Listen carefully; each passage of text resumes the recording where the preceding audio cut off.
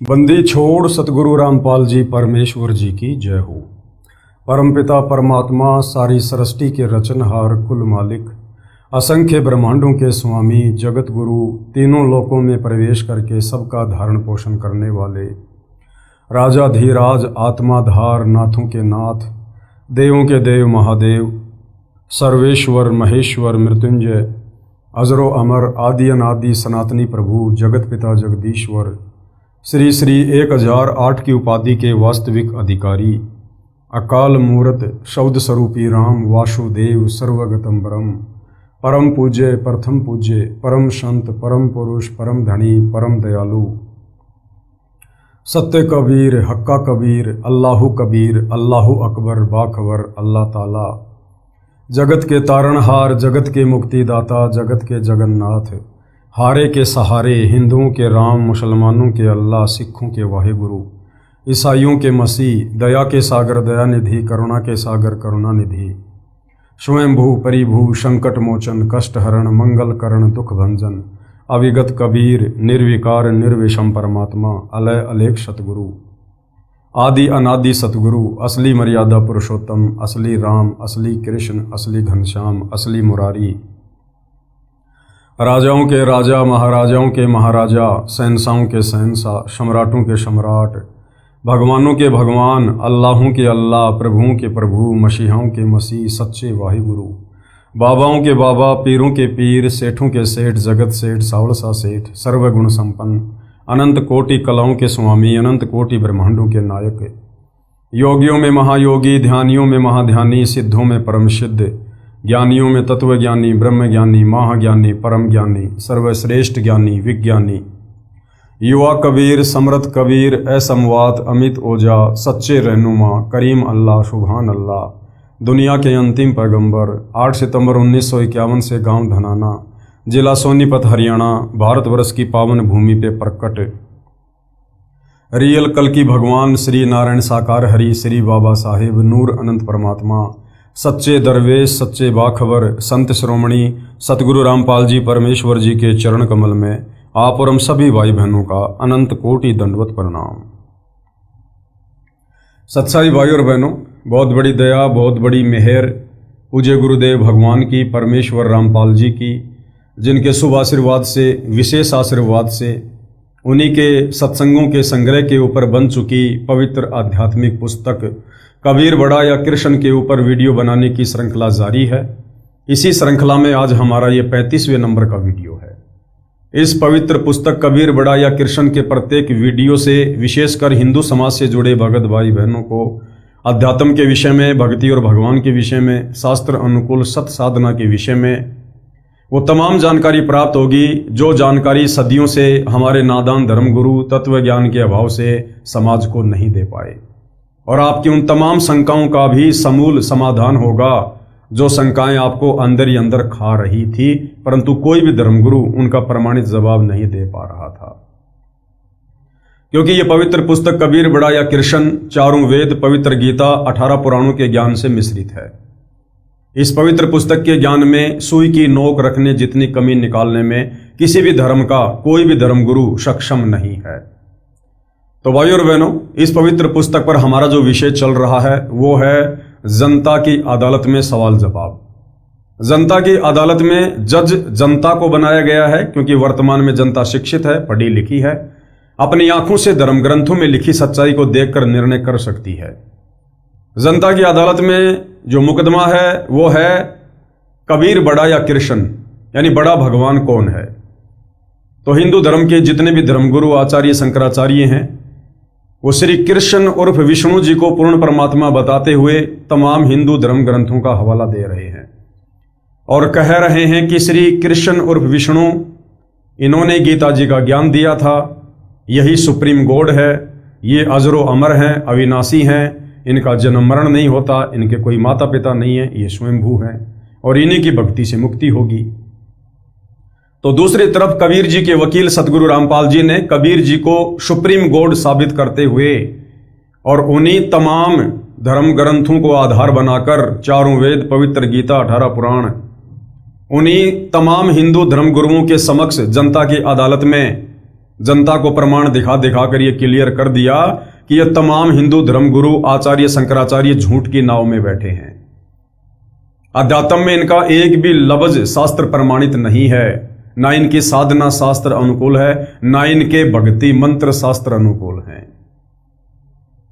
और ये जो हवाला दे रहे हैं धर्म ग्रंथों का श्री कृष्ण जी को परमात्मा बताते हुए, तो कबीर जी के वकील सतगुरु रामपाल जी ने उन्हीं हिंदू धर्म ग्रंथों के अंदर से जनता को सच्चाई दिखा दी कि श्री कृष्ण उर्फ विष्णु अर्थात ये ब्रह्मा विष्णु महेश तीनों भाई हैं और दुर्गा इनकी माँ है, काल ब्रह्म ज्योति निरंजन इनका पिता है।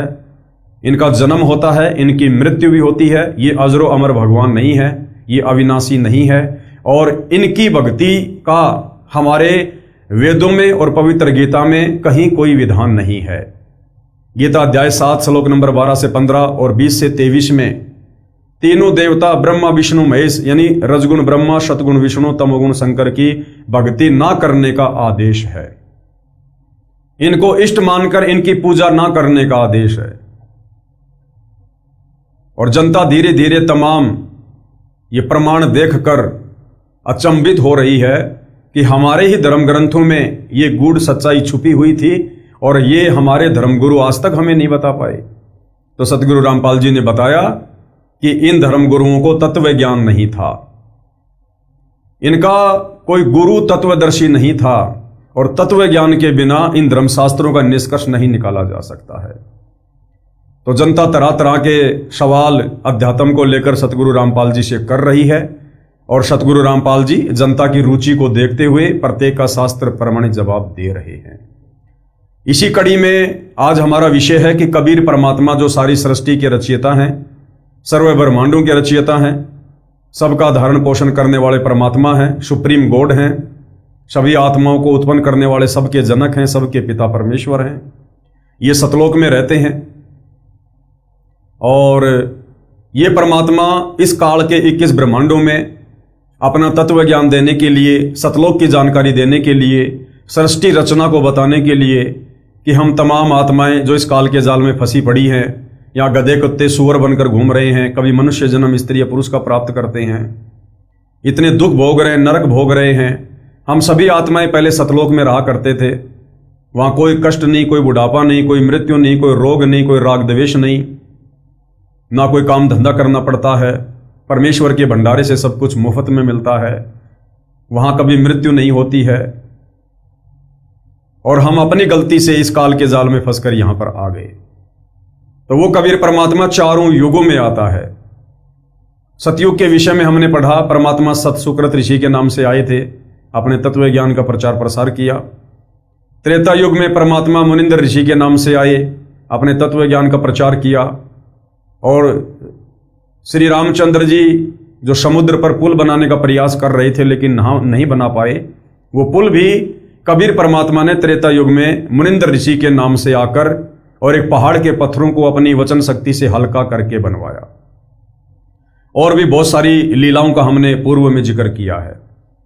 आज हम चर्चा करेंगे कि वही कबीर परमात्मा सतलोक से चलकर गति करके वेदों में लिखी अपनी महिमा के अनुसार द्वापर युग में भी आता है और एक पूरा लीला में जीवन जीता है, अपने तत्व ज्ञान का प्रचार करता है। और वेदों में जो परमात्मा की महिमा लिखी है कि वो परमात्मा एक शिशु रूप में किसी तालाब पर कमल के विकसित फूल पर प्रकट होता है।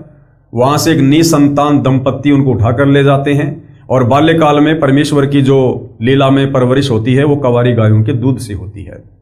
ये परमेश्वर की पहचान है, उनकी महिमा में वेदों में लिखा हुआ है। और परमेश्वर की ये लीला ना श्री राम के ऊपर खरी उतरती है, ना श्री कृष्ण के ऊपर, ना ब्रह्मा विष्णु महेश के ऊपर, ना अन्य किसी देव महादेव के ऊपर।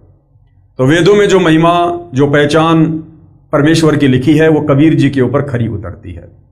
तो आज हम चर्चा करेंगे कि द्वापर में कबीर परमात्मा किस प्रकार से अपनी लीला अनुसार प्रकट हुए और किन किन आत्माओं को मिले, क्या क्या उन्होंने लीलाएं की।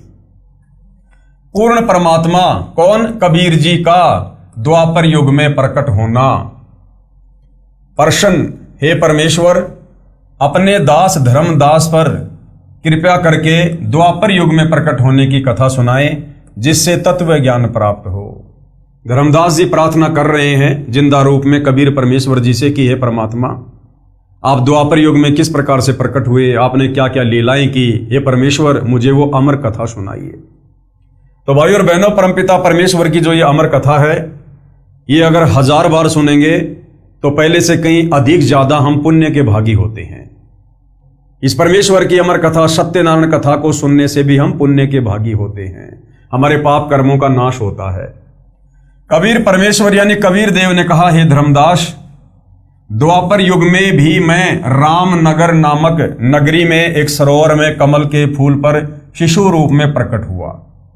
एक निसंतान वाल्मीकि कालू तथा गोदावरी दंपत्ति अपने घर ले गया। एक ऋषि से मेरा नामकरण करवाया। उसने भगवान विष्णु की कृपा से प्राप्त होने के आधार से मेरा नाम करुणा में रखा। मैंने 20 दिन तक कोई आहार नहीं किया। मेरी पालक माता अति दुखी हुई, यानी जो गोदावरी थी, जो परमेश्वर की बाल्यकाल में परवरिश के लिए निमित्त बनी थी, वो बहुत दुखी हुई। पिताजी भी कई साधु संतों के पास गए, मेरे ऊपर झाड़ फूंक भी करवाई। वे विष्णु के पुजारी थे। कौन? कालू और गोदावरी, जिन्होंने द्वापर युग में कबीर परमेश्वर जी के मुंह बोले माता पिता की भूमिका निभाई थी, वो श्री विष्णु जी के पुजारी थे। उनको अति दुखी देखकर मैंने विष्णु को प्रेरणा दी। विष्णु भगवान एक ऋषि रूप में वहां आए तथा पिता कालू से कुशल मंगल पूछा। पिता कालू तथा माता गोदावरी कलयुग में सम्मन तथा नेकी रूप में दिल्ली में जन्मे थे। यानी द्वापर युग में जो दो आत्माएं कालू तथा गोदावरी कबीर परमेश्वर जी की बाल्यकाल में परवरिश करने के लिए निमित्त बने थे, यही दोनों आत्माएं आगे चलकर कलयुग के प्रथम चरण में दिल्ली के पास में सम्मन और नेकी के रूप में जन्मे थे। पिता कालू तथा माता गोदावरी कलयुग में सम्मन तथा नेकी रूप में दिल्ली में जन्मे थे। उन्होंने अपना दुख ऋषि जी को बताया कि हमें वृद्ध अवस्था में एक पुत्र रत्न भगवान विष्णु की कृपा से सरोवर में कमल के फूल पर प्राप्त हुआ है। यह बच्चा 25 दिन से भूखा है, कुछ भी नहीं खाया है। अब इसका अंत निकट है। परमात्मा विष्णु ने हमें अपार खुशी प्रदान की है, अब उसे छीन रहे हैं। हम प्रार्थना करते हैं कि हे विष्णु भगवान, ये खिलौना देकर मत छीनो। हम अपराधियों से ऐसा क्या अपराध हो गया है, इस बच्चे में हमारा इतना मोह हो गया है कि यदि इसकी मृत्यु हो गई तो हम दोनों उसी सरोवर में डूबकर मरेंगे जहां ये बालक रत्न हमें मिला था। हे धर्मदास, ऋषि रूप में उपस्थित विष्णु भगवान ने मेरी ओर देखा। मैं पालने में झूल रहा था। मेरे अति स्वस्थ शरीर को देखकर विष्णु भगवान आश्चर्यचकित हुए तथा बोले, हे कालू भगत, ये बच्चा तो पूर्ण रूप से स्वस्थ है। आप कह रहे हो ये कुछ भी आहार नहीं करता। ये बालक तो ऐसे स्वस्थ है जैसे एक सेर दूध प्रतिदिन पीता हो। ये नहीं मरने वाला। इतना कहकर विष्णु मेरे पास आया। मैंने विष्णु से बात की तथा कहा, हे विष्णु भगवान, आप मेरे माता पिता से कहो एक कंवारी गाय लाए। उस गाय को आप आशीर्वाद देना। वह कंवारी गाय दूध देने लगेगी। उस गाय का दूध मैं पीऊंगा।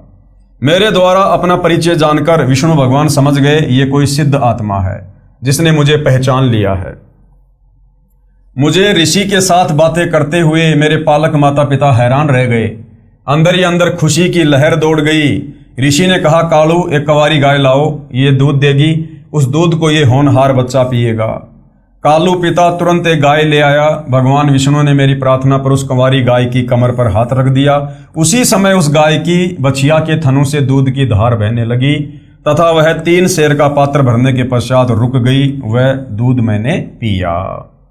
यानी वेदों में जो परमेश्वर की महिमा लिखी है कि कबीर परमेश्वर की बाल्यकाल में जो परवरिश होती है वो कंवारी गायों के दूध से होती है। तो ये जो लीला है ये केवल कबीर परमेश्वर जी पर ही खरी उतरती है, अन्य किसी राम कृष्ण या ब्रह्मा विष्णु महेश पर खरी नहीं उतरती है। उन्होंने तो अपनी माताओं का दूध पिया था। मेरी तथा विष्णु जी की वार्ता की भाषा को कालू व गोदावरी समझ नहीं सके। वे मुझ 25 दिन के बालक को बोलता देखकर उस ऋषि रूप विष्णु का ही चमत्कार मान रहे थे तथा कुंवारी गाय द्वारा दूध देना भी उस ऋषि की कृपया जानकर दोनों ऋषि के चरणों में लिपट गए। मेरी पालक माता ने मुझे पालने से उठाया तथा उस ऋषि रूप में विराजमान विष्णु के चरणों में डाला। मैं जमीन पर नहीं गिरा। माता के हाथों से निकलकर जमीन से 4 फुट ऊपर हवा में पालने की तरह स्थिर हो गया। जब गोदावरी ने मुझे ऋषि के चरणों की ओर किया, भगवान विष्णु 3 कदम पीछे हट गए तथा बोले, माई, ये बालक परम शक्ति युक्त है, बड़ा होकर जनता का उपकार करेगा। इतना कहकर ऋषि रूपधारी विष्णु अपने लोक को चल दिए। मैं पुनः पालने में विराजमान हो गया। उस वाल्मीकि दंपत्ति यानी कालू तथा गोदावरी ने मेरा हवा में स्थित होना भी ऋषि का ही चमत्कार जाना, करिश्मा जाना। इस कारण से मुझे कोई अवतारी पुरुष नहीं समझ सके। मैं भी यही चाहता था कि ये मुझे एक साधारण बालक ही समझें, जिससे इनकी वृद्ध अवस्था का समय मेरे लालन पालन में बीत जाए। मैं शिशु काल में ही तत्व ज्ञान की वाणी उच्चारण करने लगा। उस नगरी में अकाल गिर गया। मेरे माता पिता मुझे लेकर बनारस काशी आए तथा वहां रहने लगे। कलयुग में कालू का जन्म शम्मन रूप में तथा गोदावरी का जन्म नेकी रूप में दिल्ली में हुआ, जो कबीर जी की शरण में आए। उनका एक पुत्र शिव भी परमात्मा की शरण में आया था। काशी नगर में एक सुदर्शन नाम का वाल्मीकि जाति का पुण्यात्मा मेरी वाणी सुनकर बहुत प्रभावित हुआ। मैंने सुदर्शन भगत को सृष्टि रचना सुनाई। सुदर्शन मेरी हम उम्र था। उस समय मेरी लीलामय आयु 12 वर्ष की थी, जबकि काशी के विद्वानों से ज्ञान चर्चा होती थी। सुदर्शन भी मेरे साथ जाता था। एक दिन सुदर्शन ने कहा, हे करुणामय, आप तो ज्ञान सुनाते हो, इसका समर्थन कोई भी ऋषि नहीं करता। आपके ज्ञान पर कैसे विश्वास हो? हे करुणामय, आप ऐसी कृपा करो जिससे मेरा भ्रम दूर हो जाए। हे धर्मदास, मैंने उस प्यारी आत्मा सुदर्शन को शतलोक के दर्शन कराए। आपकी तरह उसको भी 3 दिन तक ऊपर के सर्वलोकों में ले गया। सुदर्शन का पंच भौतिक शरीर अचेत हो गया। सुदर्शन भी अपने माता पिता का इकलौता पुत्र था। अपने इकलौते पुत्र को मृत तुल्य देखकर उसके माता पिता विलाप करने लगे तथा हमारे घर आकर मेरे माता पिता से झगड़ा करने लगे। कहा कि तुम्हारे इस करुण ने हमारे बच्चे को जादू जंत्र कर दिया। वो शेवड़ा है, हमारा पुत्र मर गया तो हम आपके विरुद्ध राजा को शिकायत करेंगे। मेरे माता पिता ने मेरे से उन्हीं के सामने पूछा, हे करुण, सच बता, तूने क्या दिया उस सुदर्शन को? मैंने कहा, वह शतलोक देखना चाहता था, इसलिए उसे शतलोक दर्शन के लिए भेजा है। जल्दी ही वापस लौट आएगा। कई वैद्य बुलाए, कई झाड़ फूंक करने वाले बुलाए, कोई लाभ नहीं हुआ।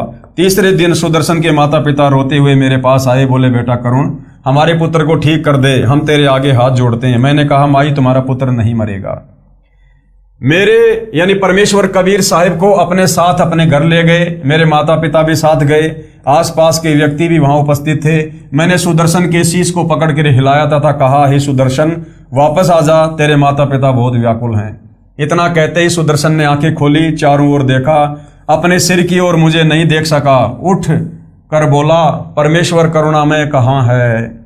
रोने लगा, कहाँ गए परमेश्वर करुणामय? उपस्थित व्यक्तियों ने पूछा, क्या करुण को ढूंढ रहा है? देख, ये बैठा तेरे पीछे। मुझे देखते ही चरणों में शीश रखकर विलाप करने लगा तथा रोता हुआ बोला, हे काशी के रहने वालों, ये पूर्ण परमात्मा है। ये सर्व सृष्टि रचनहार अपने शहर में विराजमान है। आप इसे नहीं पहचान सके। ये मेरे साथ ऊपर के लोक में गया। ऊपर के लोक में ये पूर्ण परमात्मा के रूप में एक सफेद गुम्मद में विराजमान है। यही दोनों रूपों में लीला कर रहा है। सर्व व्यक्ति कहने लगे, इस कालू के पुत्र ने भिखु के पुत्र पर जादू जंत्र कर दिया, जिस कारण से इसका दिमाग चल गया है।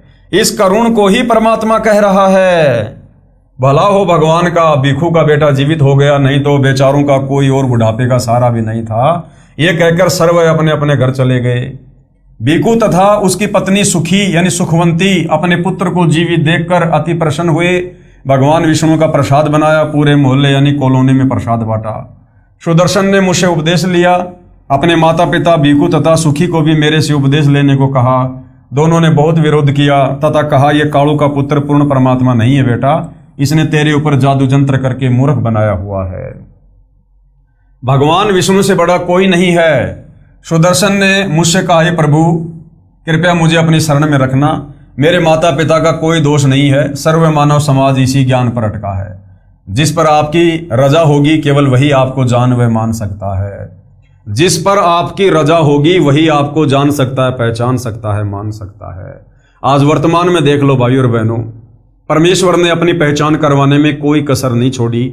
सबको शिक्षित करवा दिया, सर्व धर्मशास्त्रों से परिचित करवा दिया।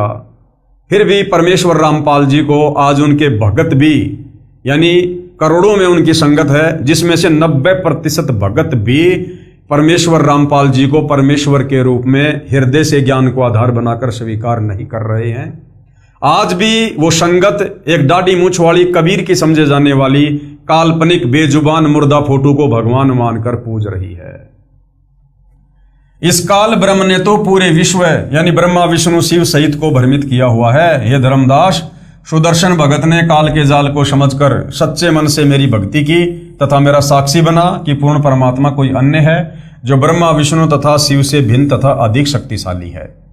हे धर्मदास, पांडवों की अश्वमेघ यज्ञ को जिस सुदर्शन द्वारा संपूर्ण की गई आप सुनते हो, ये वही सुदर्शन वाल्मीकि मेरा शिष्य था। द्वापर युग में मैं 404 वर्ष तक करुणामय शरीर में लीला करता रहा तथा सह शरीर सतलोक गया।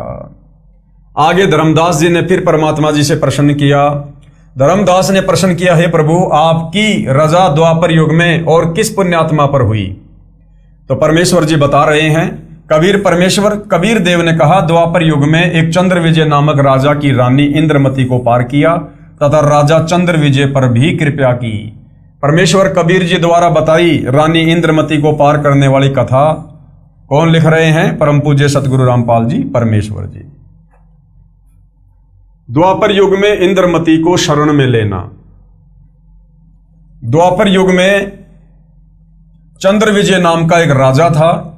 उसकी पत्नी इंद्रमती बहुत ही धार्मिक प्रवृत्ति की औरत थी। संत महात्माओं का बहुत आदर किया करती थी। उसने एक गुरुदेव भी बना रखा था। उनके गुरुदेव ने बताया था कि बेटी, साधु संतों की सेवा करनी चाहिए, संतों को भोजन खिलाने से बहुत लाभ होता है। एकादशी का व्रत, मंत्र के जाप आदि साधनाएं जो गुरुदेव ने बताई थी, उस भगवत भक्ति में रानी बहुत दृढ़ता से लगी हुई थी। गुरुदेव ने बताया था कि संतों को भोजन खिलाया करेगी तो तू आगे भी रानी बन जाएगी और तुझे स्वर्ग प्राप्ति होगी। रानी ने सोचा कि प्रतिदिन एक संत को भोजन अवश्य खिलाया करूंगी। उसने ये प्रतिज्ञा मन में ठान ली कि मैं खाना बाद में खाया करूंगी, पहले संत को खिलाया करूंगी। इससे मुझे याद बनी रहेगी, कहीं मुझे भूल ना पड़ जाए। रानी प्रतिदिन पहले एक संत को भोजन खिलाती, फिर स्वयं खाती। वर्षों तक यह क्रम चलता रहा। एक समय हरिद्वार में कुंभ के मेले का संयोग हुआ। जितने भी त्रिगुण माया के उपासक संत थे, सभी गंगा में स्नान करने के लिए, पर भी लेने के लिए प्रस्थान कर गए। इस कारण से कई दिन रानी को भोजन कराने के लिए कोई संत नहीं मिला। रानी इंद्रमती ने स्वयं भी भोजन नहीं किया। चौथे दिन अपनी बांदी से कहा कि बांदी, देख ले कोई संत मिल जाए तो, नहीं तो आज तेरी मालकिन जीवित नहीं रहेगी, चाहे मेरे प्राण क्यों ना निकल जाएं, परंतु मैं खाना नहीं खाऊंगी। वह दीनदयाल कबीर परमेश्वर अपने पूर्व वाले भगत को शरण में लेने के लिए न जाने क्या क्या कारण बना देता है। बांदी ने ऊपर अटारी पर चढ़कर देखा कि सामने से सफेद कपड़े पहने एक संत आ रहा था। द्वापर युग में परमेश्वर कबीर जी करुणामय नाम से आए थे। बांदी नीचे आई और रानी से कहा कि एक व्यक्ति है जो साधु जैसा नजर आता है। रानी ने कहा कि जल्दी से बुला कर ला। बांदी महल से बाहर गई तथा प्रार्थना की कि हे साहिब, आपको हमारी रानी ने याद किया है। करुणामय साहिब ने कहा कि रानी ने मुझे क्यों याद किया है, मेरा और रानी का क्या संबंध? नौकरानी ने सारी बात बताई। करुणामय यानी कबीर साहिब ने कहा कि रानी को आवश्यकता पड़े तो यहाँ आ जाए, मैं यहाँ खड़ा हूँ, तू बांदी और वो रानी, मैं वहां जाऊं, और यदि वह कह दे कि तुझे किसने बुलाया था या उसका राजा ही कुछ कह दे, बेटी, संतों का अनादर बहुत पापदायक होता है। बांदी फिर वापस आई और रानी से सब वार्ता कह सुनाई। तब रानी ने कहा कि बांदी, मेरा हाथ पकड़ और चल। जाते ही रानी ने दंडवत प्रणाम करके प्रार्थना की कि हे परवरदिगार, चाहती तो ये हूं कि आपको कंधे पर बैठा लूं।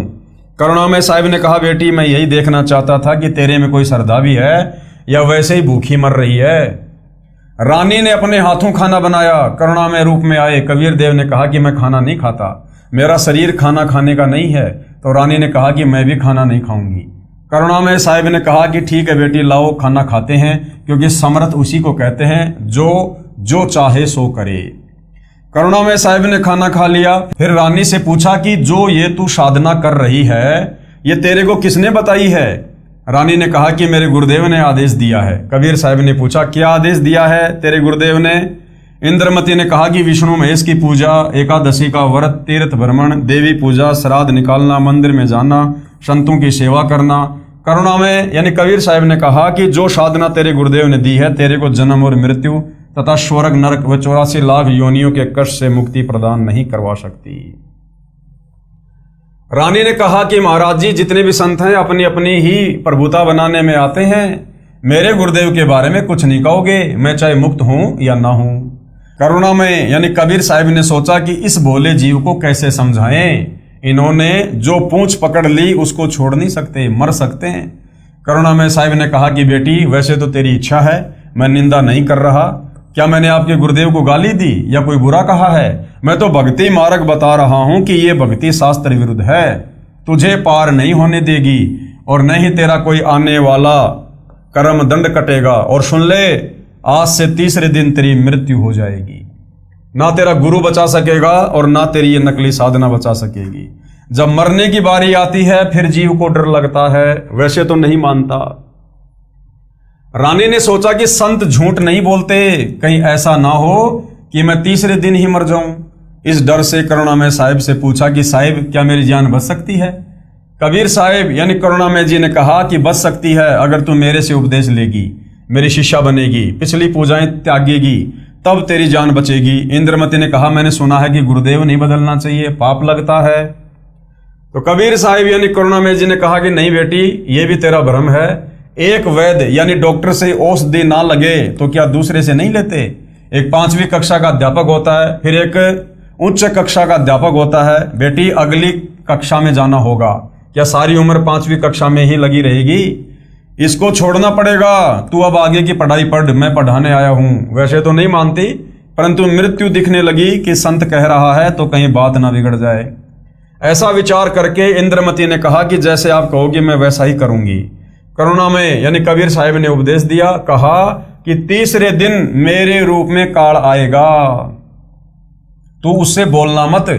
जो मैंने नाम दिया है 2 मिनट तक इसका जाप करना, 2 मिनट के बाद उसको देखना है, उसके बाद सत्कार करना है। वैसे तो गुरुदेव आए तो अति शीघ्र चरणों में गिर जाना चाहिए, ये मेरा केवल इस बार आदेश है। रानी ने कहा ठीक है जी। रानी को तो चिंता बनी हुई थी, श्रद्धा से जाप कर रही थी। कबीर साहिब यानी करुणामय साहिब का रूप बनाकर गुरुदेव रूप में काल आया, आवाज लगाई इंद्रमती इंद्रमती। उसको तो पहले से ही डर था, सुमरण करती रही, काल की तरफ नहीं देखा। 2 मिनट के बाद जब देखा तो काल का स्वरूप बदल गया, काल का ज्यों का त्यों चेहरा दिखाई देने लगा। करुणामय साहिब का स्वरूप नहीं रहा। जब काल ने देखा कि तेरा तो स्वरूप बदल गया, वह जान गया कि इसके पास कोई शक्ति युक्त मंत्र है। ये कहकर चला गया कि तुझे फिर देखूंगा, अब तो बच गई। रानी बहुत खुश हुई, फूली नहीं समाई। कभी अपनी बांदियों को कहने लगी कि मेरी मृत्यु होनी थी, मेरे गुरुदेव ने मुझे बचा दिया। राजा के पास गई तथा कहा कि आज मेरी मृत्यु होनी थी, मेरे गुरुदेव ने रक्षा कर दी, मुझे लेने के लिए काल आया था। राजा ने कहा कि तू ऐसे ही ड्रामे करती रहती है, काल आता तो क्या तुझे छोड़ जाता? ये संत वैसे बहका देते हैं, अब इस बात को वह कैसे माने। खुशी खुशी में रानी लेट गई। कुछ देर के बाद सर्प बनकर काल फिर आया और रानी को डस लिया। ज्यों ही सर्प ने डसा, रानी को पता चल गया। रानी जोर से चिल्लाई, मुझे सांप ने डस लिया। नौकर भागे, देखते देखते एक मोरी पानी निकालने का छोटा छेद था, उसमें से वो सर्प घर से बाहर निकल गया। अपने गुरुदेव को पुकार कर रानी बेहोश हो गई। करुणा में यानी कबीर साहिब वहां प्रकट हो गए, लोगों को दिखाने के लिए मंत्र बोला। वे तो बिना मंत्र के भी जीवित कर सकते हैं, किसी जंत्र मंत्र की आवश्यकता नहीं। इंद्रमती को जीवित कर दिया। रानी ने बड़ा शुक्र मनाया कि हे बंदी छोड़, यदि आज आपकी शरण में नहीं होती तो मेरी मृत्यु हो जाती।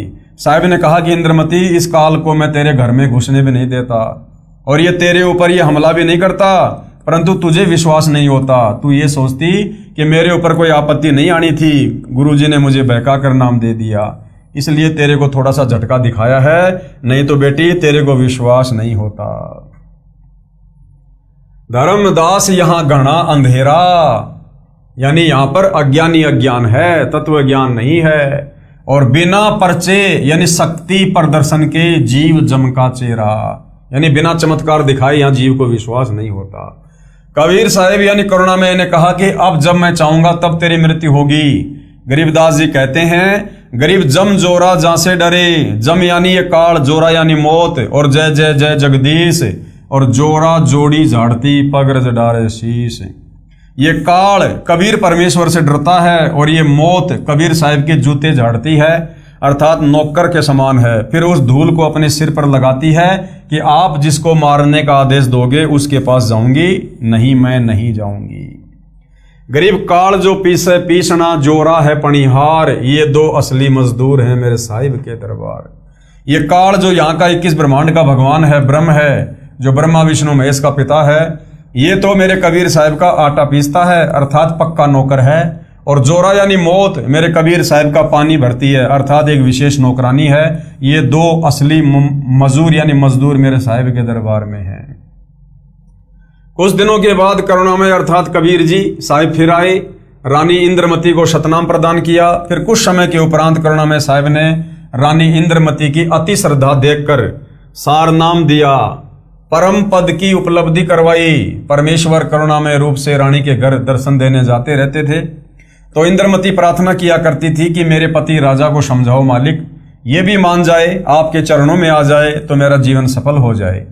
चंद्र विजय से कबीर साहब ने प्रार्थना की कि चंद्र विजय आप भी नाम लो, ये 2 दिन का राज और ठाठ है, फिर 84 लाख योनियों में प्राणी चला जाएगा। चंद्र विजय ने कहा कि भगवान मैं तो नाम नहीं लूं और ना आपकी शिष्या को मना करूं, चाहे सारे खजाने को ही दान करो, चाहे किसी प्रकार का सत्संग करवाओ, मैं मना नहीं करूंगा। कबीर साहिब यानी करुणामय जी ने पूछा आप नाम क्यों नहीं लोगे? चंद्र विजय राजा ने कहा कि मैंने तो बड़े बड़े राजाओं की पार्टियों में जाना पड़ता है। करुणामय यानी कबीर साहिब ने कहा कि पार्टियों में जाने में नाम क्या वादा करेगा, सभा में जाओ, वहां काजू खाओ, दूध पी लो, शरबत जूस पी लो, शराब मत प्रयोग करो, क्योंकि शराब पीना महापाप है। परंतु राजा नहीं माना। रानी की प्रार्थना पर करुणामय यानी कबीर साहब ने राजा को फिर समझाया कि नाम के बिना ये जीवन ऐसे ही व्यर्थ हो जाएगा, आप नाम ले लो।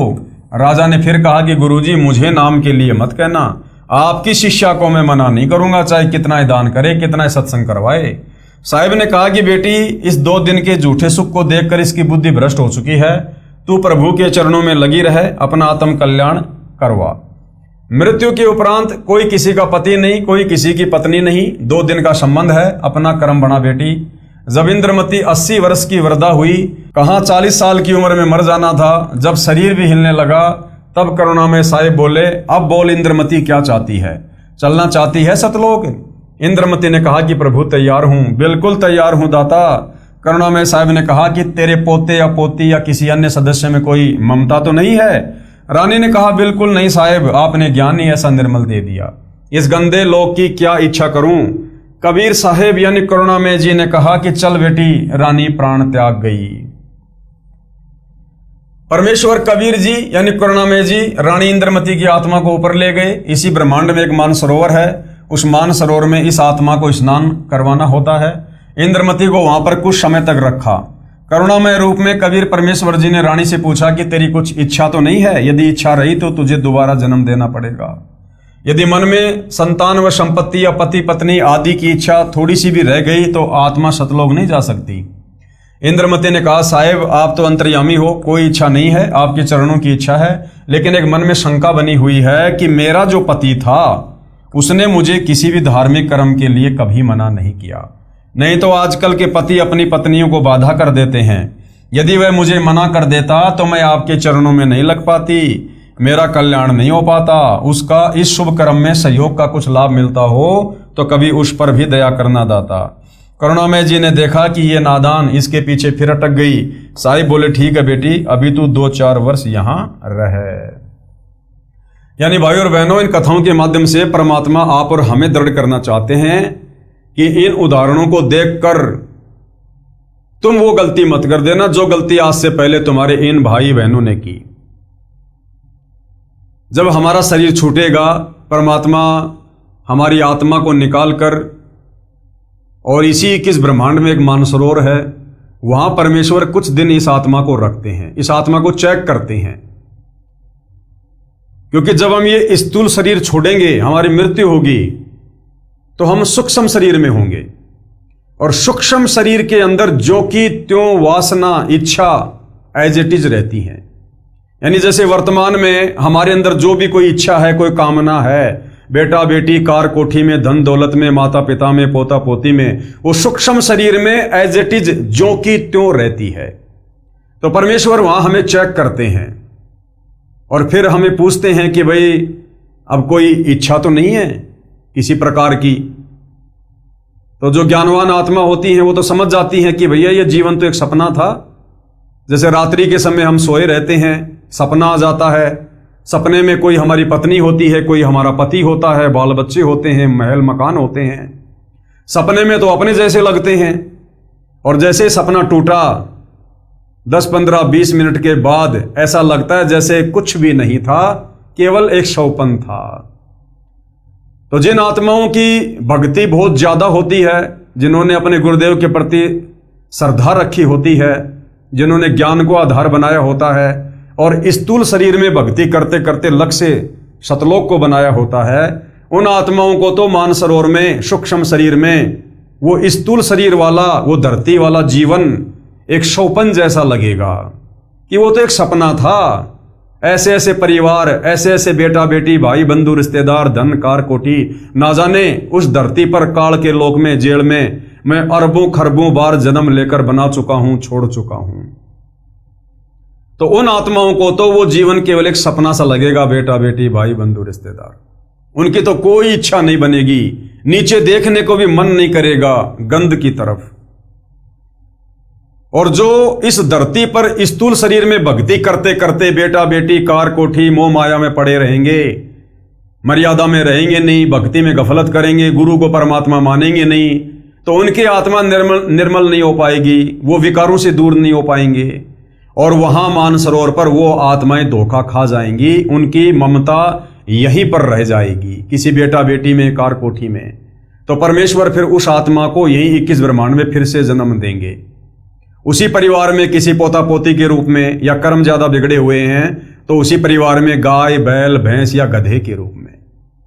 तो भाइयों और बहनों, ये आप और हमें परमेश्वर जी समझा रहे हैं कि नादानों, जो गलतियां आज से पहले आत्माओं ने की तत्व ज्ञान के अभाव में, गुरु को मानुष मानने के कारण, वो गलती इस कलयुग की पिछली पीढ़ी में, मोक्ष के प्राइम टाइम में तुम मत कर देना, अन्यथा परमेश्वर ने अपने विधान अनुसार फिर तुम्हें वापस नीचे पटकना पड़ेगा।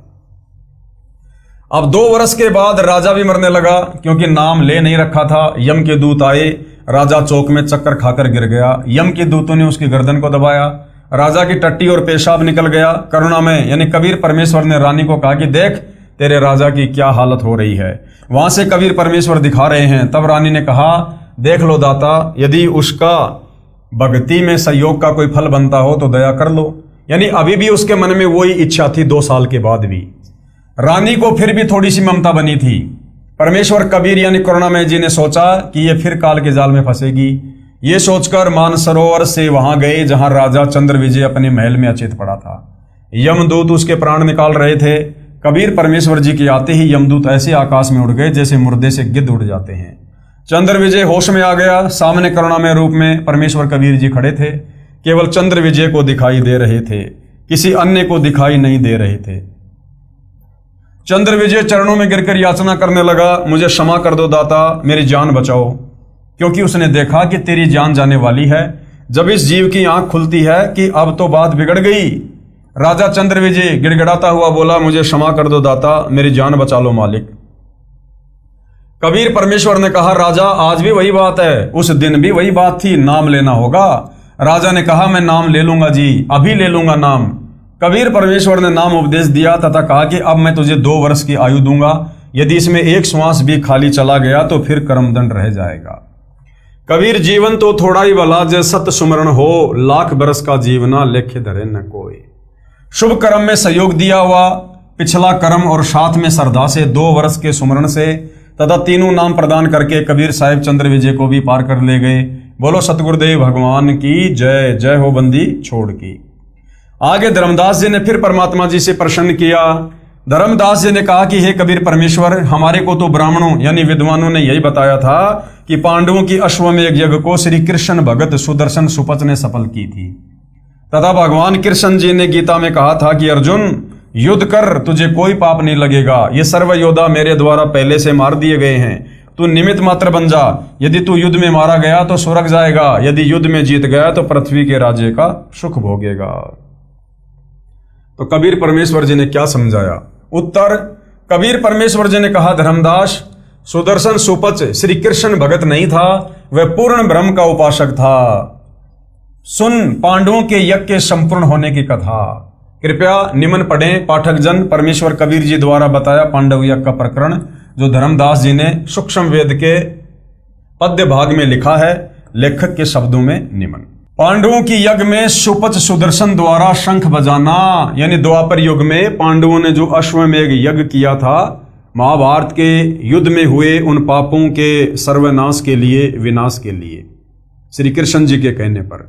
तो पांडवों की वो यज्ञ सुदर्शन सुपच रूप में द्वापर युग में कबीर परमात्मा जो करुणामय नाम से आए हुए थे, उन्होंने स्वयं ही सफल की थी। जैसा कि सर्वविदित है कि महाभारत के युद्ध में अर्जुन ने युद्ध करने से मना कर दिया था तथा शस्त्र त्याग कर युद्ध के मैदान में दोनों सेनाओं के बीच में खड़े रथ के पिछले हिस्से में आंखों से आंसू बहाता हुआ बैठ गया था, तब भगवान श्री कृष्ण के अंदर प्रवेश काल शक्ति ब्रह्म अर्जुन को युद्ध करने की राय देने लगा था। तब अर्जुन ने कहा था कि भगवान, ये घोर पाप मैं नहीं करूंगा, इससे अच्छा तो भिक्षा का अन्न भी खाकर गुजारा कर लेंगे। तब भगवान काल श्री कृष्ण जी के शरीर में प्रवेश करके बोला था कि अर्जुन, तू युद्ध कर, तुझे कोई पाप नहीं लगेगा। देखिए गीता जी के अध्याय 11 के श्लोक 33, अध्याय 2 के श्लोक 37 और 38 में महाभारत में लेख आता है कि श्री कृष्ण जी के कहने से अर्जुन ने युद्ध करना स्वीकार कर लिया। घमासान युद्ध हुआ, करोड़ों व्यक्ति व सर्व कौरव युद्ध में मारे गए और पांडव विजय हुए। तब पांडव प्रमुख युधिष्ठिर को राज्य सिंहासन पर बैठाने के लिए स्वयं भगवान कृष्ण ने कहा, तो युधिष्ठिर ने यह कहते हुए गद्दी पर बैठने से मना कर दिया कि मैं ऐसे पाप युक्त राज्य को नहीं करूंगा जिसमें करोड़ों व्यक्ति मारे गए थे, उनकी पत्नियां विधवा हो गई, करोड़ों बच्चे अनाथ हो गए, अभी तक उनके आंसू भी नहीं सूखे हैं। किसी प्रकार की बात बनती न देखकर श्री कृष्ण जी ने कहा कि आप भीष्म जी से राय लो, क्योंकि जब व्यक्ति स्वयं फैसला लेने में असफल रहे तब किसी सौजन से विचार कर लेना चाहिए। युधिष्ठिर ने यह बात स्वीकार कर ली। तब श्री कृष्ण जी युधिष्ठिर को साथ लेकर वहां पहुंचे जहां पर श्री भीष्म सर यानी तीरों की सैया चारपाई पर अंतिम श्वास गिन रहे थे। वहां जाकर श्री कृष्ण जी ने भीष्म से कहा कि युधिष्ठिर राज्य गद्दी पर बैठने से मना कर रहे हैं, आप कृपया इन्हें राजनीति की शिक्षा दो। बताओ, मरते मरते भी राजनीति की शिक्षा दे रहा है, मरते मरते तो धार्मिक शिक्षा लेनी चाहिए। भीष्म जी ने बहुत समझाया, परंतु युधिष्ठिर अपने उद्देश्य से विचलित नहीं हुआ। यही कहता रहा कि इस पाप से युक्त रुधिर से सने राज्य को भोगकर मैं नरक प्राप्ति नहीं चाहूंगा। श्री कृष्ण जी ने कहा कि आप एक धर्म यज्ञ करो जिससे आपको युद्ध में हुई हत्याओं का पाप नहीं लगेगा। इस बात पर युधिष्ठिर सहमत हो गया और एक धर्म यज्ञ की, फिर राजगद्दी पर बैठ गया, हस्तिनापुर का राजा बन गया, दिल्ली का।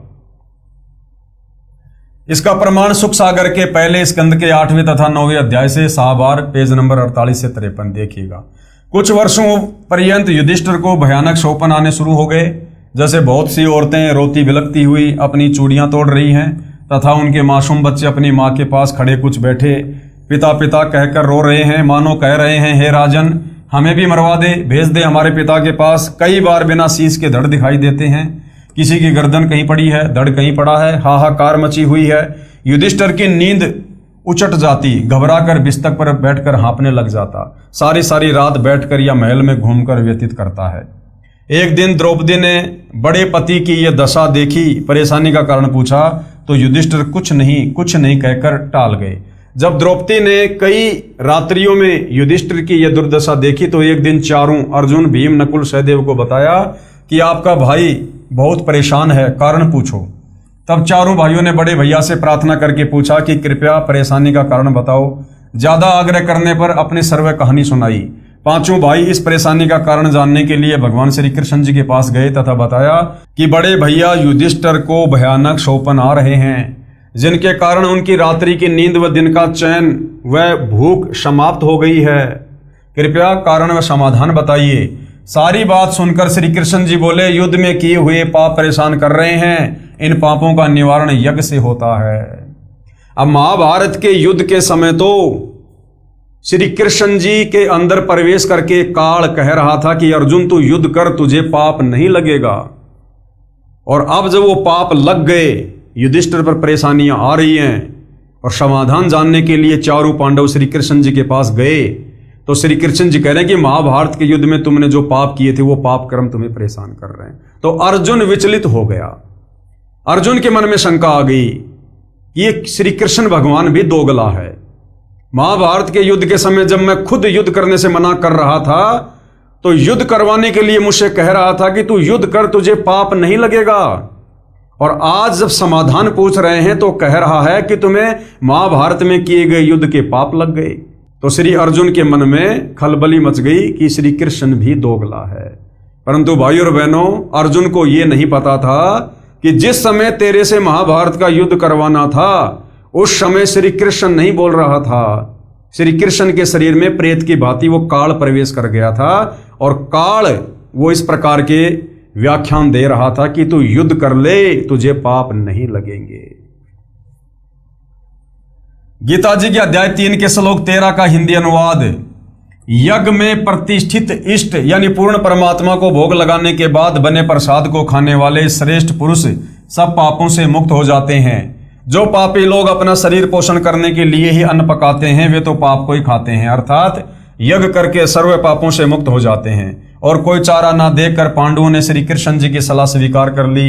यज्ञ की तैयारी की गई। सर्व पृथ्वी के मानव, ऋषि, सिद्ध, साधु व स्वर्ग लोक के देव भी आमंत्रित करने को श्री कृष्ण जी ने कहा कि जितने अधिक व्यक्ति भोजन पाएंगे उतना ही अधिक पुण्य होगा। अब भाइयों और बहनों, धार्मिक भंडारे क्यों शुरू हुए थे? ये धार्मिक भंडारे, जो व्यक्ति ये धार्मिक भंडारा करवाता है वो अपने पाप कर्मों का नाश करवाना चाहता है। अर्थात जितने ज्यादा लोग उस धार्मिक भंडारे में भोजन करेंगे उस व्यक्ति के पाप कर्मों को उसी रेशियो में अपने सिर पर लेते हैं भोजन करने वाले, जिस कारण से उसके पाप कर्म कुछ हल्के हो जाते हैं। तो हम सतगुरु रामपाल जी के भक्तों ने, हमारे पूज्य गुरुदेव भगवान ने हमें जो भंडारा करने और जो भंडारा खाने का आदेश दिया है, उसके अलावा हम किसी अन्य सांसारिक व्यक्ति के या किसी भी देवी देवता के निमित्त जो भंडारे किए जाते हैं हमने वहां पर भोजन नहीं करना चाहिए। अन्यथा उस व्यक्ति के ऊपर तो इन पांडवों की तरह 3 लोक के पाप कर्म रखे हुए हैं, और यदि हमने उस अनुपदेशी व्यक्ति के घर का भोजन किया, भंडारा किया, तो हम उसके पाप बांटने में हिस्सेदार बनेंगे। परंतु संतों व भक्तों से विशेष लाभ होता है। उनमें भी कोई परम शक्ति युक्त संत होगा, वह पूर्ण लाभ दे सकता है। तथा यज्ञ पूर्ण होने का साक्षी एक 5 मुख वाला पंचजन्य शंख एक सुसज्जित ऊंचे आसन पर रख दिया जाएगा, तथा जब इस यज्ञ में कोई परम शक्ति युक्त संत भोजन खाएगा तो यह शंख स्वयं आवाज करेगा। इतनी गूंज होगी कि पूरी पृथ्वी पर तथा स्वर्ग लोक तक आवाज सुनाई देगी। यज्ञ की तैयारी हुई। निश्चित दिन को सभी आदरणीय आमंत्रित भगतगण, 88,000 ऋषि, 33 करोड़ देवता, 9 नाथ, 84 सिद्ध, ब्रह्मा विष्णु शिव आदि पहुंच गए। यज्ञ कार्य शुरू हुआ। बाद में सबने यज्ञ का बचा प्रसाद भंडारा सर्व उपस्थित महानुभावों व भक्तों तथा जन साधारण को बरताया यानी खिलाया। स्वयं भगवान श्री कृष्ण जी ने भी भोजन खा लिया, परंतु शंख नहीं बजा। शंख नहीं बजा तो ये यज्ञ संपूर्ण नहीं हुई। अर्थात भाइयों और बहनों, ब्रह्मा विष्णु महेश, 33 करोड़ देवी देवता, 9 नाथ, 84 सिद्ध, ये एक सच्चे भगत की श्रेणी में भी नहीं है, क्योंकि इनके द्वारा भोजन करने के बाद भी शंख नहीं बजा। जो कंडीशन थी, यदि कोई सच्चे नाम का उपासक साधु संत भगत भोजन करेगा तो शंख बजेगा। तो ब्रह्मा विष्णु महेश से नीचे सारे हैं, और ब्रह्मा विष्णु महेश ने भी भोजन कर लिया। विष्णु रूप में तो खुद श्री कृष्ण जी थे। ब्रह्मा और शिव ने भी सूक्ष्म रूप में आके भोजन कर लिया, लेकिन शंख नहीं बजा। अर्थात ये भी सच्चे नाम के उपासक नहीं है। उस समय युधिष्ठिर ने श्री कृष्ण जी से पूछा, हे मधुसूदन, शंख नहीं बजा, सर्व महापुरुषों व आगंतुकों ने भोजन पा लिया, कारण क्या है? श्री कृष्ण जी ने कहा कि इनमें कोई पूर्ण संत यानी सतनाम व सारनाम उपासक नहीं है। तब युधिष्ठिर को बड़ा आश्चर्य हुआ कि इतने महामंडलेश्वर, जिसमें वशिष्ठ मुनि, मार्कंडे, लोमस ऋषि, 9 नाथ, गोरखनाथ जैसे 84 सिद्ध आदि आदि व स्वयं भगवान श्री कृष्ण जी ने भी भोजन पा लिया, परंतु शंख नहीं बजा। इस पर कृष्ण जी ने कहा कि ये सर्व मान बढ़ाई के भूखे हैं। परमात्मा चाहने वाला कोई नहीं, तथा अपनी मनमुखी साधना करके सिद्धि दिखाकर दुनिया को आकर्षित करते हैं। भोले लोग इनकी वाहवाही करते हैं तथा इनके इर्द गिर्द मंडराते हैं। ये स्वयं भी पशु जूनी में जाएंगे तथा अपने अनुयायियों को नरक में ले जाएंगे। अब भाइयों और बहनों, अंदर की बात यह है कि उस समय युधिष्ठिर को ये सारी बात बताने वाले वो श्री कृष्ण नहीं थे, श्री कृष्ण रूप में कबीर भगवान ही थे। अन्यथा भोजन तो श्री कृष्ण ने भी खा लिया था, शंख नहीं बजा। फिर श्री कृष्ण जी ये कहने के अधिकारी कैसे हो सकते हैं कि ये सारे मान बढ़ाई के भूखे हैं, ये परमात्मा नहीं चाहते, ये सच्ची भक्ति नहीं करते, जबकि श्री कृष्ण जी के भोजन खाने से भी तो शंख नहीं बजा। उस कैटेगरी में, मान बढ़ाई के भूखे वाली कैटेगरी में श्री कृष्ण जी भी तो आ गए। तो वहां पर ये शब्द कहने वाले श्री कृष्ण रूप में कबीर भगवान थे। गरीब साहिब के दरबार में गाहक कोटि अनंत, चार चीज वो चाहते रिद्धि सिद्धि मान महंत। गरीब ब्रह्मरंध्र के घाट को खोलत है कोई एक, द्वारे से फिर जाते हैं ऐसे बहुत अनेक। गरीब बीजक की बाता कहें बीजक नाही हाथ, पृथ्वी डोबन उतरे कहकर मीठी बात। गरीब बीजक की बाता कहें बीजक नहीं पास, औरों को प्रमोद ही अपने चले निराश। प्रमाण के लिए गीता जी के कुछ श्लोक हैं, देखिएगा। अध्याय 9 श्लोक नंबर 20 क्या कहता है? ये अध्याय 9 श्लोक नंबर 20 है, आप जियों के सामने है। प्रत्येक शब्द का हिंदी में अनुवाद है, हम सीधा इसके भावार्थ पे चलेंगे। केवल हिंदी अनुवाद। तीनों वेदों में विधान, सोम रस को पीने वाले पाप रहित पुरुष मुझको यज्ञों के द्वारा पूज्य देव के रूप में पूजकर स्वर्ग की प्राप्ति चाहते हैं। वे पुरुष अपने पुण्यों के फलस्वरूप स्वर्ग लोक को प्राप्त होकर स्वर्ग में दिव्य देवताओं के भोगों को भोगते हैं। अध्याय 9 श्लोक नंबर 21, ये श्लोक आप जियों के सामने है, देख सकते हैं। प्रत्येक शब्द का हिंदी में अनुवाद है, सीधा हिंदी अनुवाद पर चलेंगे। केवल हिंदी अनुवाद। वे उस विशाल स्वर्ग लोक को भोगकर पुण्य नष्ट होने पर मृत्यु लोक को प्राप्त होते हैं। इस प्रकार तीनों वेदों में कहे हुए पूजा कर्मों का आश्रय लेने वाले और भोगों की कामनावश बार बार आवागमन को प्राप्त होते हैं। अध्याय 16 श्लोक नंबर 17 में क्या कहा गया है? केवल हिंदी अनुवाद। वे अपने आप को श्रेष्ठ मानने वाले घमंडी पुरुष धन और मान के मद से युक्त होकर केवल नाम मात्र के यज्ञों द्वारा पाखंड से शास्त्र विधि रहित पूजा करते हैं। अध्याय 16 श्लोक नंबर 18, ये श्लोक आप जियों के सामने है भाई और बहनों। केवल हिंदी अनुवाद। अहंकार, बल, घमंड, कामना और क्रोध आदि के प्राण और दूसरों की निंदा करने वाले पुरुष प्रत्येक शरीर में परमात्मा आत्मा सहित तथा मुझसे द्वेष करने वाले होते हैं। अध्याय 16 श्लोक नंबर 19, केवल हिंदी अनुवाद। उन द्वेष करने वाले पापाचारी और क्रूर कर्मी नराधमों को मैं संसार में बार बार आसुरी योनियों में ही डालता हूं। अध्याय 16 श्लोक 20, केवल हिंदी अनुवाद। हे अर्जुन, वे मूर्ख मुझको न प्राप्त होकर ही जन्म जन्म में आसुरी योनि को प्राप्त होते हैं, फिर उससे भी अति नीच गति को प्राप्त होते हैं, अर्थात घोर नरकों में पड़ते हैं। अध्याय 16 श्लोक नंबर 23, केवल हिंदी अनुवाद। जो पुरुष शास्त्र विधि को त्याग कर अपनी इच्छा से मनमाना आचरण करता है, वह न सिद्धि को प्राप्त होता है, न परम गति को और न सुख को ही। आगे शेष कथा पांडवों के यज्ञ की। श्री कृष्ण भगवान ने अपनी शक्ति से युधिष्ठिर को उन सर्व महामंडलेश्वरों के आगे होने वाले जन्म दिखाए, जिसमें किसी ने केंचुए का, किसी ने भेड़ बकरी, भैंस व शेर आदि के रूप धारण किए थे। ये सब देखकर युधिष्ठिर ने कहा कि हे भगवान, फिर तो पृथ्वी संत रहित हो गई। भगवान श्री कृष्ण जी ने कहा, जब पृथ्वी संत रहित हो जाएगी तो यहाँ आग लग जाएगी, सर्व जीव जंतु आपस में लड़ मरेंगे। ये तो पूरे संत की शक्ति से संतुलन बना रहता है।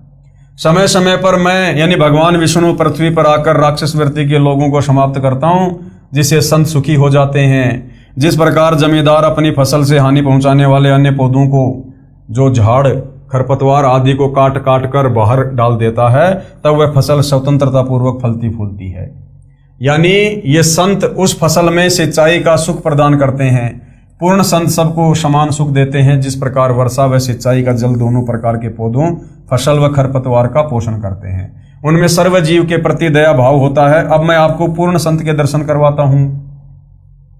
एक महात्मा काशी में रहते हैं। श्री कृष्ण जी क्या कह रहे हैं युधिष्ठिर को कि एक महात्मा काशी में रहते हैं, उसको बुलाना है। तब युधिष्ठिर ने कहा कि उस और संतों को आमंत्रित करने का कार्य भीमसेन को सौंपा था। पूछते हैं कि वह उन महात्मा तक पहुंचा या नहीं। भीमसेन को बुलाकर पूछा तो उसने बताया कि मैं उससे मिला था। उनका नाम शौपत सुदर्शन है, वाल्मीकि जाति में गृहस्थी संत है, एक झोपड़ी में रहता है। उन्होंने यज्ञ में आने से मना कर दिया। इस पर श्री कृष्ण जी ने कहा कि संत मना नहीं किया करते, सब बात जो उनके साथ हुई वो बताओ। तब भीमसेन ने आगे बताया कि मैंने उनको आमंत्रित करते हुए कहा था कि हे संत परवर, हमारी यज्ञ में आने का कष्ट करना।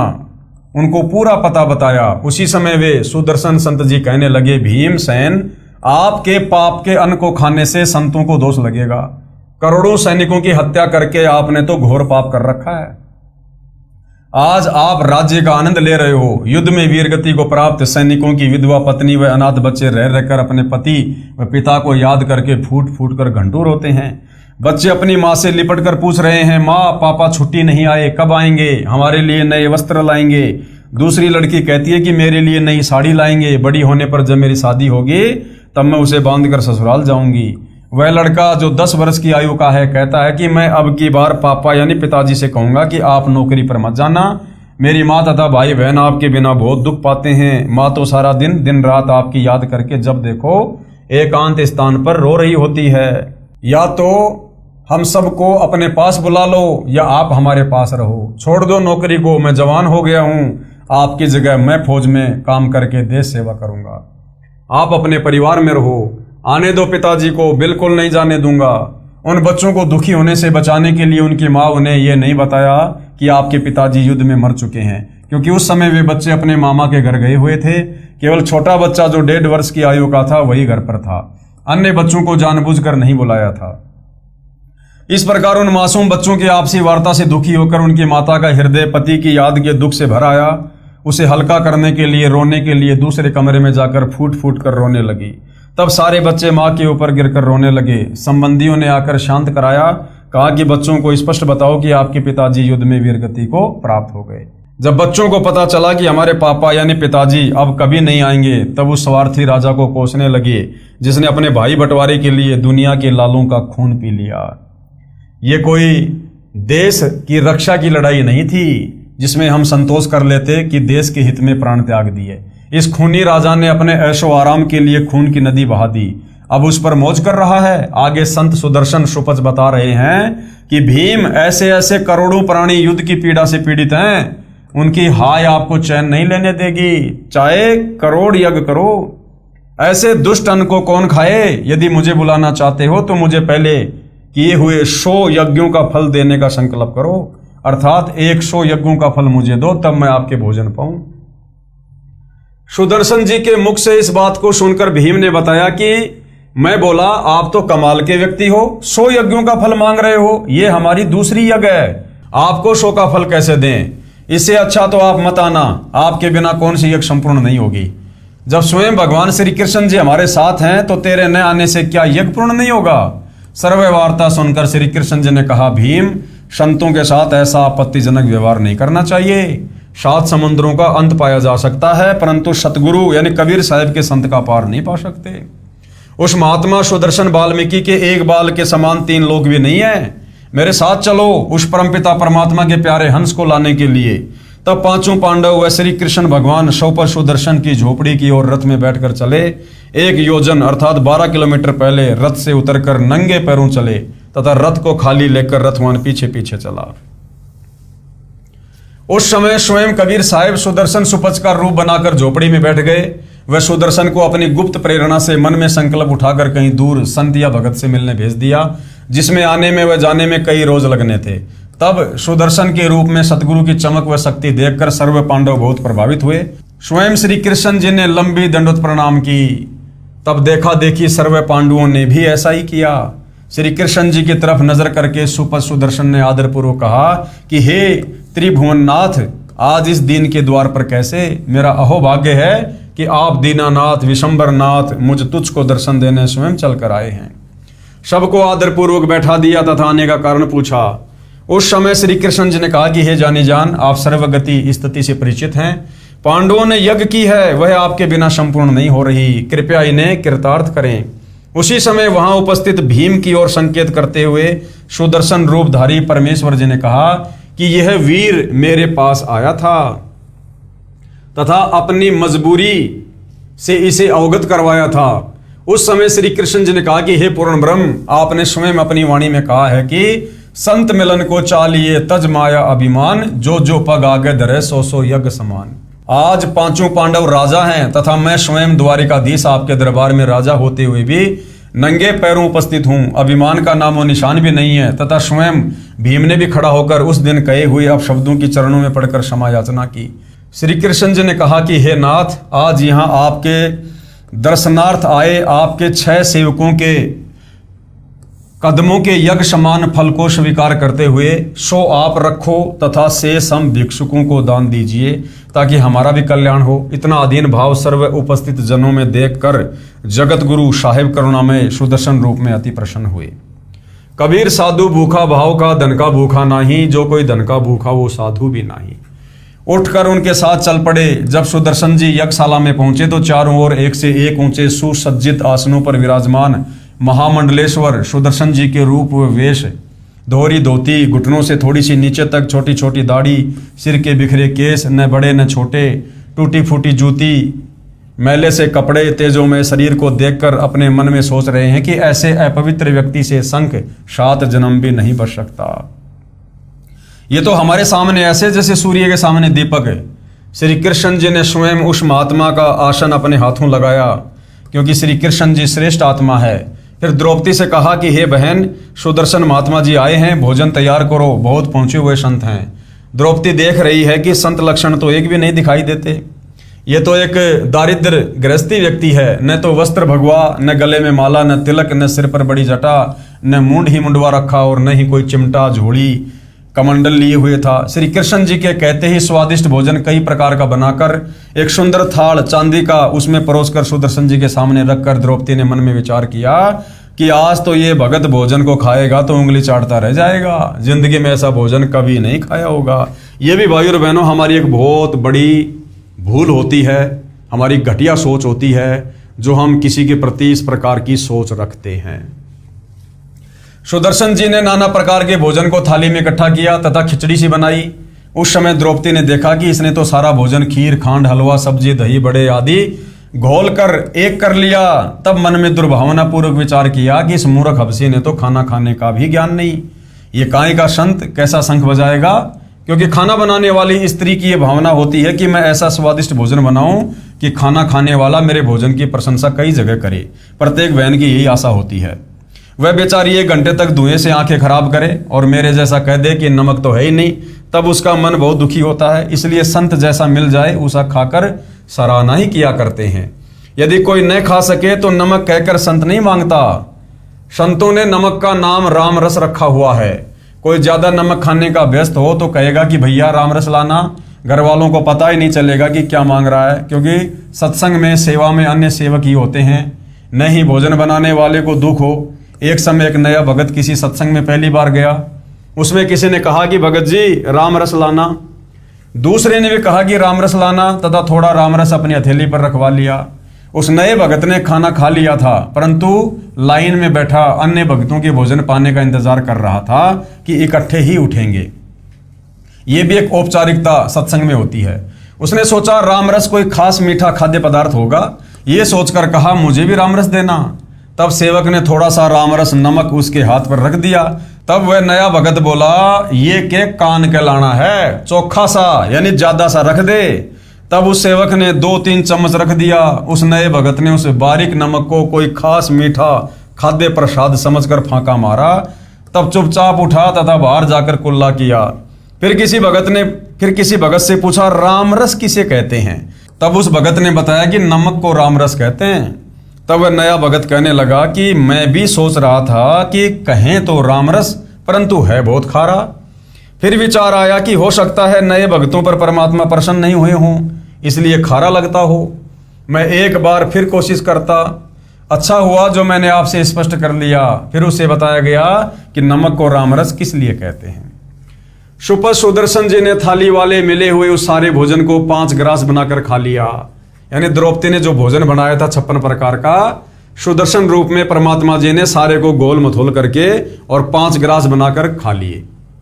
5 बार शंख ने आवाज की, उसके 50 शंख ने आवाज नहीं की। व्यंजन 36 परोसिया, जहां द्रौपदी रानी, बिन आदर सत्कार के कहीं शंख न बानी। 5 गिरासी वाल्मीकि और पंचे बर बोले, आगे शंख पंचायन कपाट न खोले। बोले कृष्ण महाबली, त्रिभुवन के साजा, वाल्मीकि प्रसाद से कण कण क्यों न बाजा। द्रौपदी सेती कृष्ण देव जब ऐसे भाख्या, वाल्मीकि के चरणों की तेरे न अभिलाषा। प्रेम पंचायन भूख है, अन्न जग का खाजा, ऊंच नीच द्रौपदी कहा, शंख कण कण क्यों नहीं बाजा। वाल्मीकि के चरणों की लई द्रौपदी धारा, शंख पंचायन बाजिया कण कण झनकारा। युधिष्ठिर जी श्री कृष्ण जी के पास आए तथा कहा कि हे भगवान, आप जी की कृपा से शंख ने आवाज की है, हमारा कार्य पूर्ण हुआ। श्री कृष्ण जी ने सोचा कि इस महात्मा सुदर्शन के भोजन खाने से भी शंख अखंड क्यों नहीं बजा। फिर अपनी दिव्य दृष्टि से देखा तो पाया कि द्रौपदी के मन में दोष है, जिस कारण से शंख ने अखंड आवाज नहीं की, केवल 5 बार आवाज करके मौन हो गया है। श्री कृष्ण जी ने कहा, युधिष्ठिर, यह शंख बहुत देर तक बजना चाहिए, तब यज्ञ पूर्ण होगी। युधिष्ठिर ने कहा, भगवान, अब कौन संत शेष है जिसे लाना होगा। श्री कृष्ण जी ने कहा, युधिष्ठिर, इस सुदर्शन संत से बढ़कर कोई भी सत्य भक्ति युक्त संत नहीं है।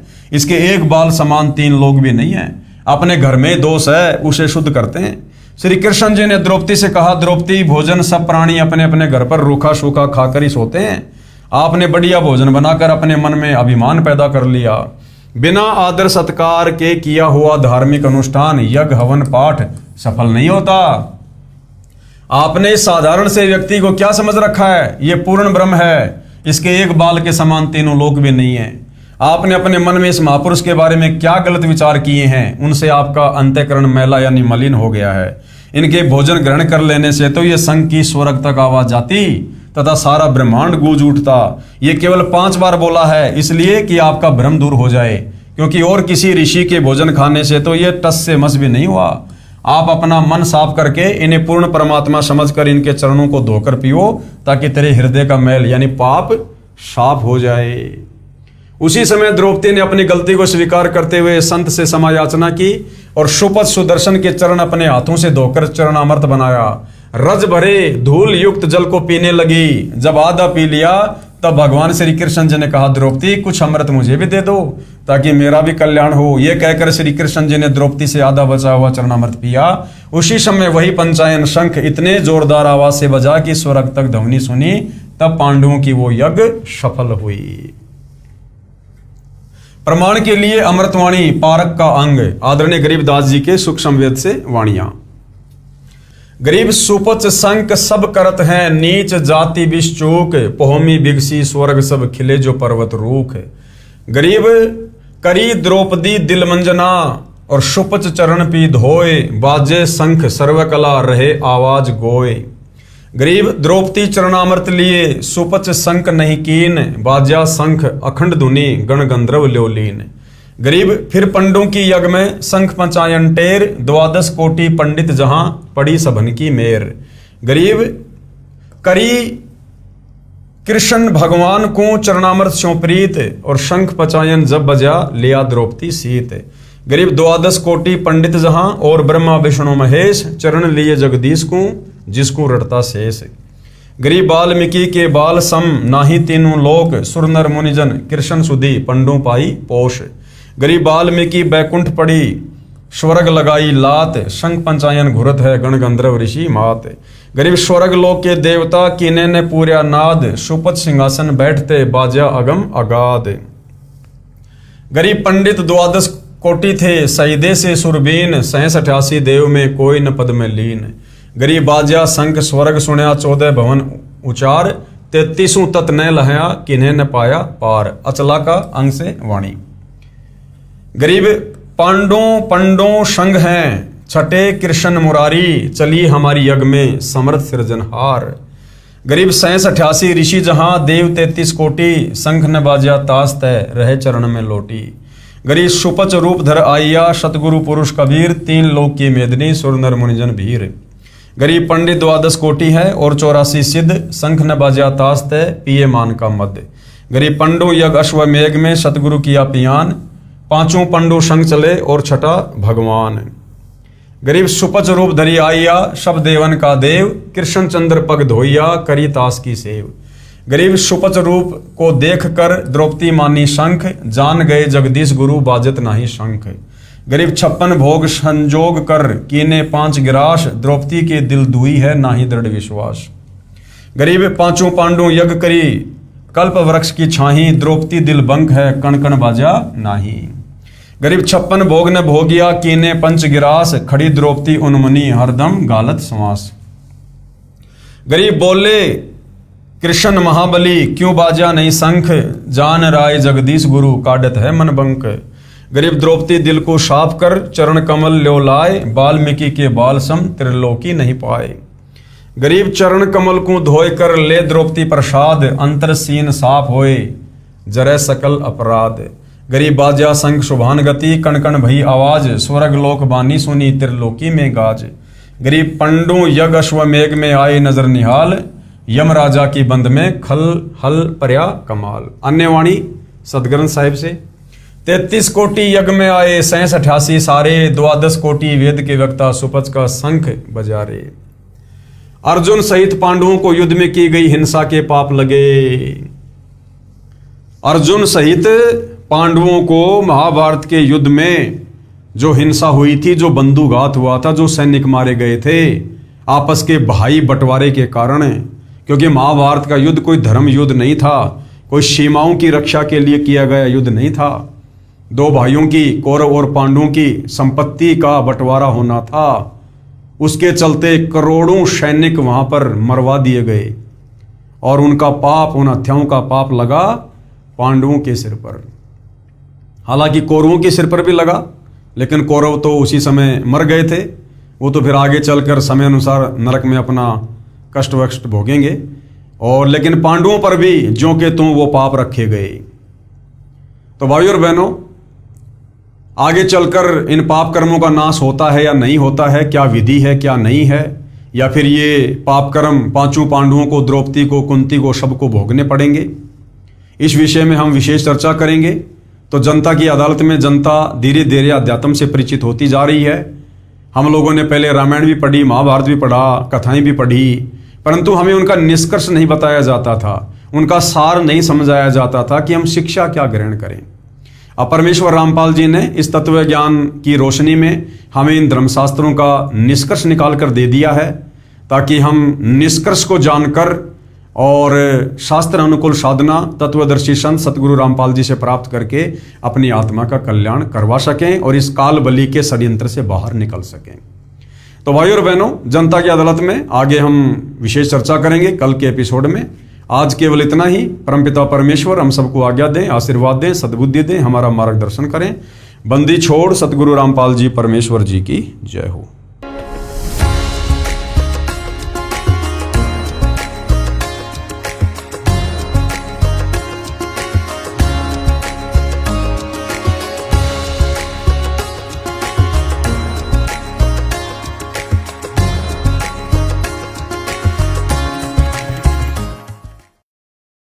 बंदी